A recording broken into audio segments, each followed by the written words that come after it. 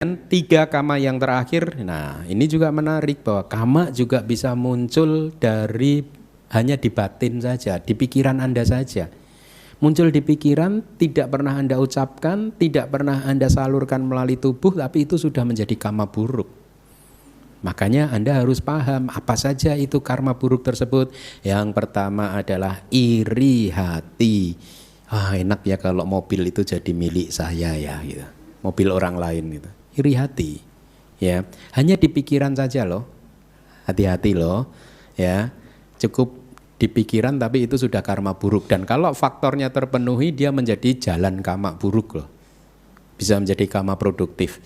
Faktornya ada benda yang menjadi milik orang lain dan ada kecenderungan di hati untuk memilikinya. Kama buruk. Dan bisa melahirkan seseorang di alam apaya, neraka, alam binatang, alam peta, alam asura. Iri hati ke tetangga kiri, tetangga kanan, untung saya nggak punya tetangga.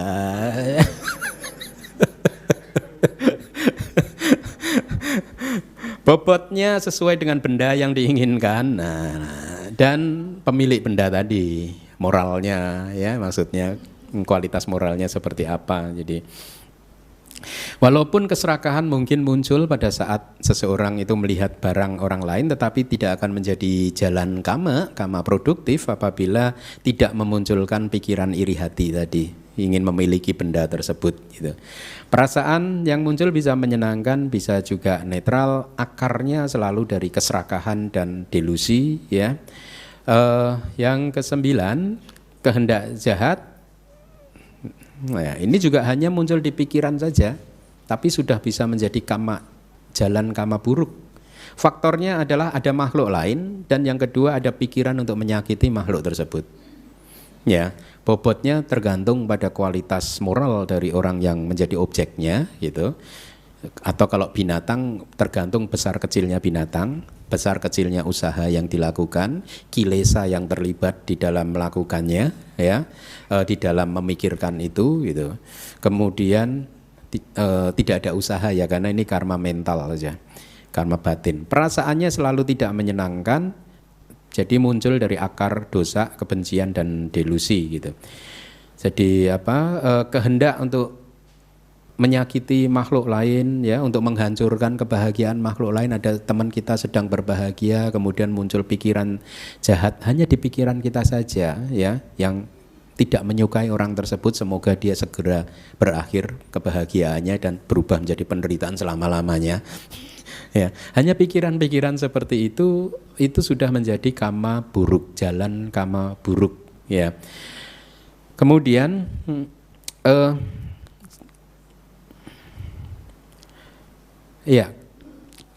sifat atau karakteristik dari kehendak jahat itu adalah batin yang tidak baik ya, yang ingin menyakiti makhluk lain, muncul dari kemarahan atau kebencian gitu. Bisa menjadi jalan kama ya. Tidak harus menjadi jalan kama pikiran buruk tersebut ya, selama tidak ada pemikiran untuk menyakiti atau menghancurkan. Semoga dia hancur ininya. Kalau dia hanya membenci saja tapi tidak ada harapan untuk menghancurkan kebahagiaan dia, maka itu bukan jalan kama buruk yang disebut kehendak jahat. Kemudian yang terakhir adalah pandangan salah. Faktornya adalah distorsi terhadap objek, salah melihat objek. Dan yang kedua faktornya adalah pemahaman yang salah atas objek tersebut. Itu misalkan distorsi terhadap objek. Segala sesuatu itu anicca, tetapi seseorang melihat bahwa objek tertentu adalah nicca, kekal. Ada distorsi di sana. Ya. Segala sesuatu itu secara natural dia mempunyai potensi untuk memunculkan penderitaan. Kenapa? Karena dia senantiasa berubah.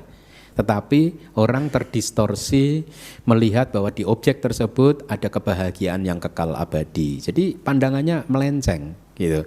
Pemahamannya juga melenceng terhadap objek tersebut. Itu menjadi faktor. Jadi melihat sesuatu secara salah ya.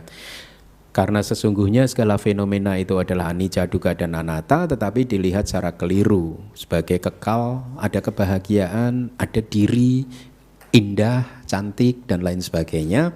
Bobotnya tergantung seberapa sering seseorang melakukannya dan apakah pandangan salahnya itu kekal atau permanen atau tidak. Artinya seumur hidup dia tidak mau melepaskannya.